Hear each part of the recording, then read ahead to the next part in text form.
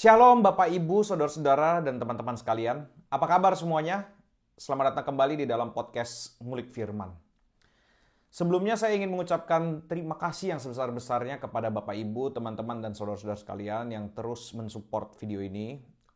Baik yang sudah ikut menonton dari video yang pertama sampai yang terakhir, maupun yang juga sudah komen, yang sudah bertanya, yang sudah berinteraksi, dan juga yang sudah bahkan membagikannya ke yang lain gitu. Semoga video ini membantu saya dan Bapak Ibu dan semua yang mendapatkan linknya untuk bisa mendapatkan pengajaran, pembelajaran tentang Tuhan dengan lebih lagi. Sehingga kita semua limpah di dalam kebenaran.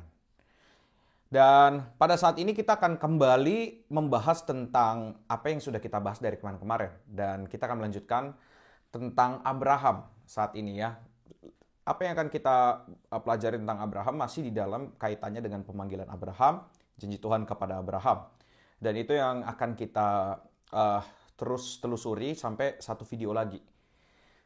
Dan sebelumnya saya ingin menjawab pertanyaan. Ada yang bertanya kepada saya, kenapa Yesus itu disebut anak Daud? Nah, ini pertanyaan yang menarik ya. Kenapa Yesus itu disebut anak Daud?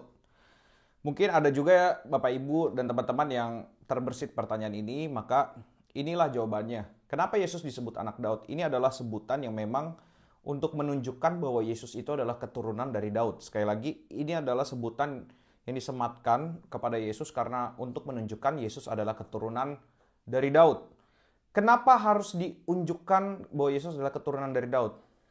Ini akan berkaitan dengan janji Tuhan kepada Daud. Itu yang nanti akan kita bahas lebih banyak lagi di beberapa video selanjutnya. Makanya jangan lupa untuk terus subscribe, Ngulik Firman, dan nyalakan loncengnya untuk notifikasi. Nah, kenapa disebut anak Daud juga? Kita harus mengetahui bahwa janji Allah kepada Daud dan juga akan ada dari keturunan Daud yang memang akan meneguhkan kerajaannya Daud gitu. Itu akan nanti kita bisa lihat teksnya, terutama di dalam Yesaya 11 ayat 1. Mari saya akan bacakan untuk kita semua. Yesaya 11. Mungkin Bapak Ibu, saran saya jika ada ayat-ayat Alkitab yang saya buka, mungkin bisa dibuka juga Alkitabnya, karena sepertinya kemarin ada yang terkecoh dengan kata haran ya. Jadi ada haran nama tempat, ada haran nama orang. Nah, makanya lebih baik kalau sambil mendengarkan ini, lebih baik sambil dibuka Alkitabnya supaya kita tidak salah tafsir gitu. Nah, di dalam Yesaya 11 ayat 1, di situ teksnya judulnya adalah Raja Damai yang akan datang. Pasal 11 ayat 1, demikian bunyi firman Tuhan. Suatu tunas akan keluar dari tunggul Isai dan taruk yang akan tumbuh dari pangkalnya akan berbuah. Suatu tunas akan keluar dari tunggul Isai. Isai itu yang kita tahu adalah bapaknya Daud. Dan taruk yang akan tumbuh dari pangkalnya akan berbuah. Dan ini nanti adalah bicara tentang nubuatan Yesus Kristus. Dan kita harus mengetahui sekali lagi, orang-orang Yahudi itu tahu ada janji Tuhan kepada Daud. Dan Daud ini adalah orang yang sangat berkenan di matanya Tuhan. Nah, makanya penyebutan Yesus anak Daud ini sebenarnya ingin menunjukkan kepada orang-orang Yahudi bahwa memang Yesus adalah penggenapan dari janji Allah kepada Daud. Makanya kita harus memahami ini, bahwa ini adalah penggenapan janji Allah kepada Daud. Yesus anak Daud. Inilah yang tidak dimengerti oleh orang-orang Yahudi sampai saat ini. Kenapa seperti itu? Kita harus mengetahui bahwa mereka tidak percaya dengan perjanjian baru sampai hari ini. Nah itu ya. Oke, itu sedikit saja tentang anak Daud. Semoga bisa menjawab pertanyaannya. Dan saat ini kita akan kembali melanjutkan pembahasan kita di dalam Kejadian 12. Saya mau mengajak kita membaca bersama-sama Kejadian 12. Kita akan menggali saja ayat 1 sampai 3. Masih di dalam kisah pemanggilan dari Abraham.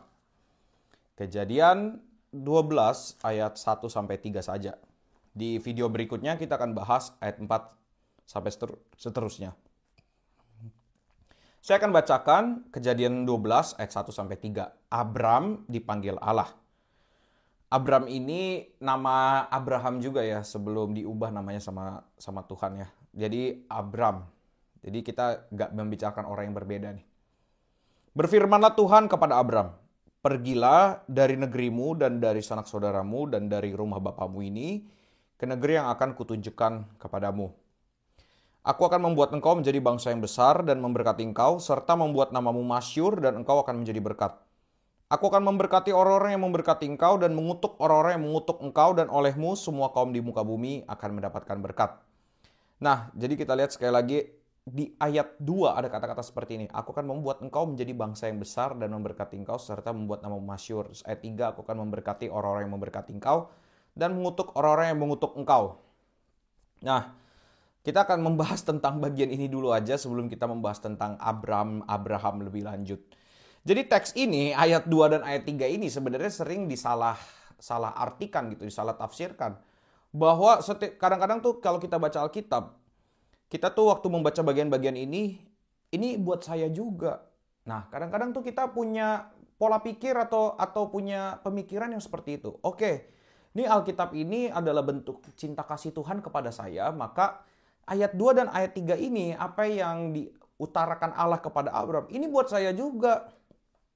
Tapi apakah iya gitu? Apakah ini buat Bapak Ibu juga atau ini buat Abraham aja? Inilah yang sering dinamakan dengan kesalahan di dalam hermeneutik atau menafsirkan Alkitab. Jadi kadang-kadang kita harus mengerti loh, tidak semua hal yang ada di dalam Alkitab itu kita bisa langsung tujukan untuk diri kita. Sekali lagi, tidak semua hal yang ada di dalam Alkitab itu kita bisa langsung tujukan kepada diri kita. Tidak bisa. Makanya akibat daripada hal-hal seperti itu apa? Akibat daripada orang-orang yang langsung membaca ayat 2, ayat 3.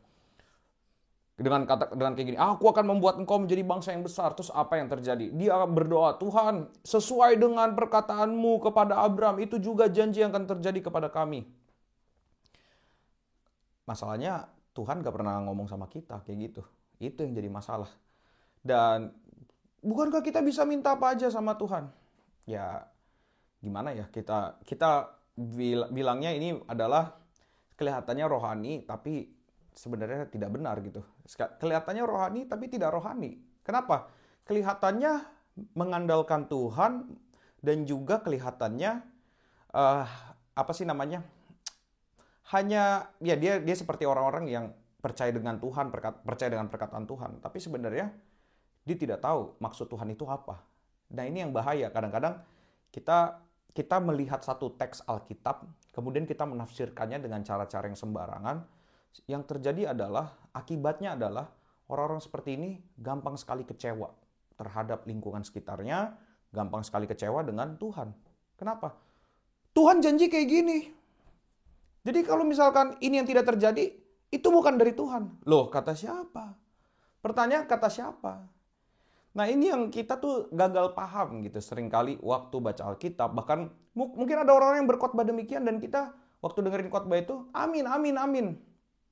Bapak Ibu, kita harus memahami, ini ayat ditujukan untuk Abram. Sekali lagi, ayat ini ditujukan untuk Abram. Yang Bapak Ibu lakukan waktu membaca ayat ini adalah baca dulu ini untuk Abram ceritanya. Bukan untuk Bapak Ibu, bukan untuk saya, tapi untuk Abram ceritanya. Jadi kita nggak salah ngambil sesuatu gitu untuk kita gitu. Kita nggak salah mengambil makna-makna Alkitab untuk diri kita sendiri. Itulah yang makanya menyebabkan orang Kristen itu menjadi orang Kristen yang seperti perdukunan gitu ya, yang seperti kok ini imannya bener gak sih gitu, kayak kok seperti seperti perdukunan, bisa dibilang seperti itu karena kita percaya seperti dengan hal-hal yang sebenarnya Alkitab tidak tulis tapi kita melakukannya gitu. Nah, Bapak Ibu, maka saya harus menyarankan kepada Bapak Ibu sekalian, waktu baca Alkitab, bacalah dulu teksnya dan jangan langsung dibawa ke Bapak Ibu. Baca dulu ceritanya, mengerti dulu maksudnya apa. Mengerti dulu kenapa bisa demikian, kenapa Abram, Kenapa ini untuk Abram? Apa yang terjadi? Nah, kita bisa melihat kenapa Allah, misalnya di ayat 3, aku akan memberkati orang yang memberkati engkau dan mengutuk orang yang mengutuk engkau. Pada saat itu memang yang ada, yang memang dipanggil Allah secara jelas, ya memang cuma dia yang dia jadi belum membuat atau belum terjadi adanya suatu umat yang besar, belum ada Alkitab seperti zaman sekarang yang bisa melindungi satu umat atau apa segala macam. Makanya Allah menjanjikan hal yang demikian supaya apa? Abram ini tidak kenapa-napa dan baik-baik saja di dalam perjalanannya dan menjadi aman. Sekarang kita tidak bisa mendengarkan suara Allah secara audible. Iya, kita tidak bisa, tapi kita punya Alkitab yang kita tahu ini adalah penuntun kita di dalam kebenaran supaya kita tidak tersesat ke kanan atau ke kiri, dan waktu kita lemah, Alkitab yang menguatkan kita, firman Tuhan menguatkan kita. Nah, jadi perhatikan pertama-tama, teks ini ditujukan untuk Abram. Aku akan membuat engkau menjadi bangsa yang besar, memberkati engkau, membuat namamu masyhur, dan kau akan menjadi berkat. Maaf, ini bukan untuk Bapak Ibu dan bukan untuk saya. Dan yang ketiga, aku akan memberkati orang yang memberkati engkau dan mengutuk orang yang mengutuk engkau. Maaf juga, ini bukan untuk Bapak Ibu dan saya, tapi ini untuk Abram. Ini dulu ya, jadi kita sama-sama pahami dulu, ini untuk Abram, oke? Jadi ada teks-teks seperti ini, misalnya kayak di Yosua 1 ayat 2. Tanah-tanah yang kau injak itu akan menjadi milikmu. Seringkali itu teks itu dipakai waktu orang-orang ulang tahun gitu. Tuhan akan memberkati engkau dan semua tanah yang kau injak itu akan menjadi milikmu. Itu untuk Yosua saja. Bapak Ibu, itu hanya untuk Yosua teks itu. Kalau semua tanah yang saya injak itu jadi milik saya, maka maaf Bapak Ibu tidak punya lagi tempat tinggal. Karena tempat tinggal yang Bapak Ibu punya ketika saya injak itu akan jadi milik saya juga. Kan nggak seperti itu dong. Kita tidak bisa mengartikannya dengan cara seperti itu. Makanya bacalah Alkitab dan taruhlah ayat-ayat ini kepada tokoh-tokohnya dulu. Ceritanya apa? Dan baru setelah kita tahu ceritanya secara jelas, secara komplit, baru pelajari. Oh, ini maksudnya tuh ini. Jangan baca Alkitab separoh. Jadinya kita sekali lagi akibat terbesarnya apa? Akibat terbesarnya adalah kita gampang kecewa sama Tuhan. Dan iman kita tuh jadi orang yang gampang goyang. Kenapa? Kalau kita kena masalah dikit atau kena masalah yang sangat berat, engkau gampang sekali jatuh dan menjadi orang yang tidak percaya Tuhan. Percayalah sama saya. Jangan percaya sama saya juga. Percayalah pada Tuhan. Percayalah kepada kebenaran firman Tuhan. Itu ya. Dan kita lihat di ayat 3, aku akan memberkati engkau, orang-orang yang memberkati engkau dan mengutuk orang yang mengutuk engkau. Maka kita perlu memikirkan pertama-tama. Janji Allah ini kepada Abram, ya. Janji Allah ini kepada Abram. Kenapa Allah memberikan janji yang seperti ini kepada Abram? Ini bukankah janji yang sangat luar biasa ya? Memberkati engkau, membuat jadi bangsa yang besar, namamu masyhur. Wow. Ini adalah semua hal yang sebenarnya diinginkan oleh semua manusia di zaman sekarang ya. Membuat jadi bangsa yang besar, memberkati nama masyhur. Lihat, kenapa orang, misalnya nama masyhur, kenapa orang banyak sekali membuat postingan-postingan di sosial media? Ingin membuat namanya masyhur, baik entah dengan cara yang benar maupun dengan cara yang salah gitu. Ya kan? Apalagi gitu. Nah, makanya kita harus ngerti kenapa Allah menjanjikan hal-hal yang demikian luar biasa kepada Abram. Siapakah Abram sampai Allah menjanjikan hal yang demikian? Kita tidak tahu jawabannya. Kita tidak tahu jawaban kenapa Abram yang dipilih. Tapi ini yang kita bisa pikirkan. Kalau ternyata ada yang dipilih oleh Allah untuk mendapatkan berkat ini bukan karena orang tersebut atau si Abram ini adalah sesuatu yang istimewa di mata Tuhan. Tetapi ini karena Tuhan yang memang baik, yang emang ingin memberikan belas kasihannya, memberikan kasih karunia-Nya kepada Abram, kepada orang-orang tertentu. Makanya kita harus mengetahui bahwa Allah itu berdaulat, Allah itu baik, Allah itu juga memiliki otoritas untuk mencurahkan belas kasihannya kepada siapa. Dan lihat, ketika Allah mencurahkan belas kasihannya kepada seseorang, dia tidak tanggung-tanggung di dalam memberi belas kasihan kepada orang tersebut. Kita lihat, itu yang bisa kita simpulkan. Bagaimana Allah tidak tanggung-tanggung untuk memberikan belas kasihan kepada Abram. Kita harus menyadari bahwa kasih Allah itu sempurna. Pertanyaannya, Bapak Ibu mengerti tidak? Teman-teman mengerti tidak arti kata sempurna itu apa? Sempurna itu adalah ini misalnya ini kita pakai ukuran segini lah. Misalnya ini yang paling tinggi. Sempurna itu artinya mencapai titik tertinggi dan tidak mungkin dia bisa turun atau bisa naik. Jadi sempurna itu artinya tidak bisa lebih lagi dan tidak bisa kurang dari. Itu artinya sempurna. Oke, tidak bisa lebih dari dan tidak bisa kurang dari. Nah, kasih Allah sempurna artinya apa? Dia sudah mencapai titik tertinggi dan tidak ada lagi titik yang lebih tinggi daripada titik kasih ini, tapi dia pun tidak bisa turun ke dalam hal yang berikutnya. Maka kita tahu bahwa di dalam bagian ini belas kasih Allah kepada Abraham begitu sempurna. Begitu dia mengasihi Abram. Nah, ini yang juga kita bisa refleksikan di dalam hidup kita apa? Belas kasih Allah kepada kita begitu sempurna. Kalau Abram diberikan janji-janji yang seperti ini, kita diberikan siapa? Kita diberikan Yesus. Kesempurnaan janji Allah ada di dalam Yesus. Makanya kalau Bapak Ibu sudah memiliki Yesus, sudah percaya kepada Yesus, apalagi sih yang kurang dari bumi ini, dari hidup ini? Apalagi yang kurang yang membuat kita tuh setiap hari bersedih, menangis. Yang kita tangisi adalah seringkali yang kita tangisi adalah hal-hal yang kurang. Betul nggak? Yang kurang nih dalam diri saya. Ini kayaknya kurang ini deh. Oke, kita tangisi. Ini kayaknya kurang ini deh. Maka Bapak Ibu kita harus menyadari jangan-jangan kita tidak mengerti kasih Allah yang sempurna itu, dan jangan-jangan kita sedang berpikir bahwa kasih Allah itu tidak sempurna di dalam diri saya. Kasih Allah itu bisa kurang. Tuhan, yang sempurna itu adalah ketika Engkau ada, tapi ini saya juga baik, keluarga saya juga baik. Engkau ada, tapi pelayanan saya juga baik. Engkau ada, tapi semua yang saya inginkan juga tercapai. Nah, apakah itu sempurna? Apakah baru dibilang sempurna jika semua mau kita itu juga harus mengikuti mau kita itu harus semuanya dituruti oleh Tuhan? Apakah itu baru dibilang sempurna? Maka harus berhati-hati. Allah memberikan, kenapa Abram harus dibuat seperti ini, harus diberikan berkat seperti ini? Menurut beberapa teks tafsiran gitu ya. Memang Allah ingin menjadikan bangsa Israel sebagai bangsa yang memang dipilih oleh oleh Allah. Makanya Allah membuat dengan cara ini harus dimulai dari jalur satu orang. Dari satu orang ini menjadi satu bangsa itu. Nah, nanti diambil dari jalurnya Abram. Ingat, Abram ini bukan orang Kanaan. Abram ini orang Ur. Dia bukan dari bangsa Israel, tapi dari Ur, dari Mesopotamia yang sudah kita pelajari video sebelumnya. Jadi siapa Abram? Sampai Allah begitu berbelas kasih samanya. Dia bukan siapa-siapa. Kenapa Abram ini dipilih? Karena Allah yang mau menunjukkan belas kasihannya kepada Abram.